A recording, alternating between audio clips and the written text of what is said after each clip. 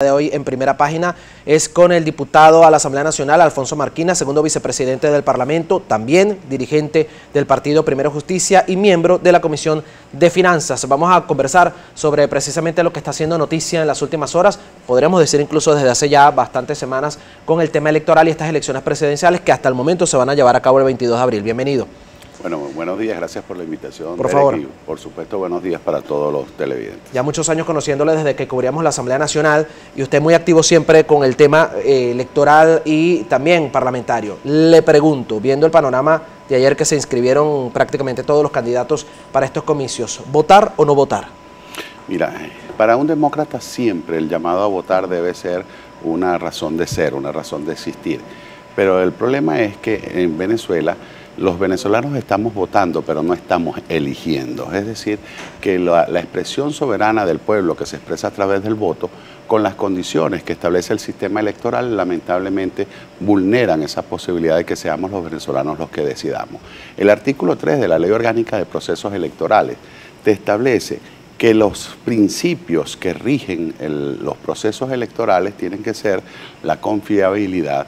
¿Se puede confiar, pregunto yo hoy, en unos rectores que por lo menos hasta ahora no han dado respuesta sobre el fraude electoral en Bolívar, donde se adulteraron los resultados de las actas y luego de presentar las pruebas, las evidencias, las actas en originales, todavía esas rectoras no han dado respuesta a Andrés Velázquez, pero sobre todo a los electores de ese hermoso estado? No se puede confiar. Hablamos de transparencia. Se puede hablar de una transparencia en un proceso electoral donde todos los laxos que están establecidos en el cronograma electoral están montados uno sobre otro para que no se puedan hacer las revisiones, las experticias, que garanticen confiabilidad y transparencia en ese proceso electoral, imparcialidad, con unos árbitros electorales que parecen más que un poder autónomo, una especie de Secretaría de Asuntos Electorales del partido de gobierno, del PSUV, equidad, cuando vemos cómo el candidato oficialista usa los recursos públicos, las cadenas para promover su candidatura o la candidatura en otras oportunidades de los candidatos de su partido. Es decir, aquí en Venezuela, lamentablemente para los venezolanos, no hay condiciones electorales. Y la respuesta a tu pregunta es, nosotros queremos votar, pero queremos elegir. Y así, en estas condiciones, no podemos participar. ¿Qué hacer entonces en ese caso cuando quedan menos de 2 meses para estas elecciones presidenciales y parece ir todo adelante como está establecido? Mira, hacer lo que establece la Constitución Nacional, que nos da distintas herramientas. Y yo en este caso debo hablar de que tenemos que usarlas todas. No es que si vamos a la comunidad internacional, entonces no hacemos nada en el país, o si estamos protestando, entonces no utilizamos la vía electoral. Todos los mecanismos que están dentro de la Constitución para ejercer las presiones internas, pero también las presiones externas, para que se restablezca el orden constitucional en Venezuela, para que también se convoquen elecciones donde tengamos un árbitro imparcial, que actúe con objetividad, donde tengamos condiciones electorales que restablezcan esos principios de confiabilidad, de transparencia, de equidad, de igualdad, donde tengamos una observación internacional calificada, que venga y observe el proceso antes, durante y después del acto electoral, donde se le permita a las organizaciones políticas participar de acuerdo a los parámetros que establece la ley, y no que por capricho se saquen del juego no solo ya a personalidades o a candidatos potenciales, sino también a las organizaciones políticas que les son incómodas. Y te lo tengo que decir como militante de Primero Justicia. Yo hoy estoy en un partido ilegalizado por la dictadura y me siento profundamente orgulloso de estar en un partido que ha sido ilegalizado por la dictadura. Más bien, si no nos hubiesen ilegalizado, estaría más bien como en un estado general de sospecha con mi conducta.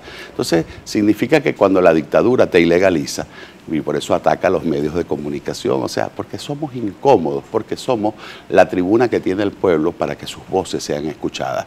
Y esa responsabilidad que nosotros tenemos, la vamos a defender. Así que, después que en este momento hemos acudido a la comunidad internacional, hemos estado en una mesa de negociación donde con testigos de sección, representantes de gobierno que informaban debidamente a la comunidad internacional, y demostramos con argumentos y con evidencias que no hay condiciones electorales que garanticen que los venezolanos su voto sea respetado, y por eso no firmamos acuerdos. y la comunidad internacional, de acuerdo a esa argumentación nuestra, ya empezó a pronunciarse, porque el gobierno habla nada más de Estados Unidos, pero es que hay del Grupo de Lima, que son los países más importantes de América Latina, la comunidad europea, es decir, toda la comunidad internacional, civilizada, democrática, en este momento ha dicho, si las elecciones se hacen en esa fecha, con esas condiciones, sencillamente hay que desconocerla y desconoceríamos sus resultados.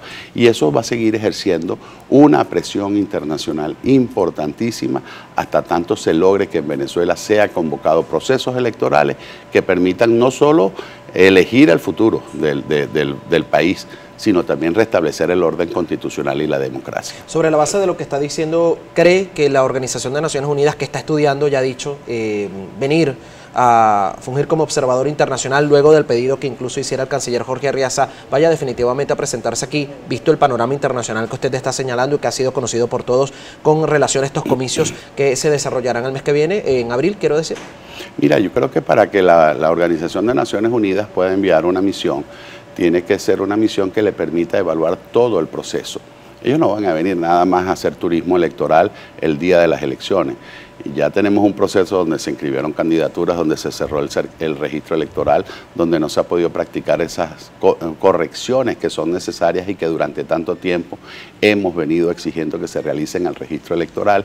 Es decir, no creo, de verdad, que si la Organización de Naciones Unidas, que se ha caracterizado porque sus observaciones electorales son serias, son responsables, son plurales, representan a muchos países, técnicos de muchos países, pueda improvisar en Venezuela para satisfacer los caprichos de quienes han utilizado el poder electoral como un mecanismo para torcer la voluntad del pueblo de Venezuela. Ahora, ¿cómo se puede interpretar por parte del electorado? ¿Cómo lo ven ustedes cuando usted está señalando que Primero Justicia, por ejemplo, se niega a participar en unas elecciones de este tipo y la mayoría de partidos de oposición también, pero Henry Falcón va y se inscribe el día de ayer, quien representa Avanzada Progresista y forma parte también de la coalición opositora? ¿Qué se puede inferir de eso cuando pareciera que no hay un acuerdo a lo interno de la oposición, y corríjame usted si al contrario sí lo hay, para que por un lado unos rechacen participar, pero tengan una persona que forma parte del grupo y sí participe en las elecciones presidenciales? Mira, yo creo que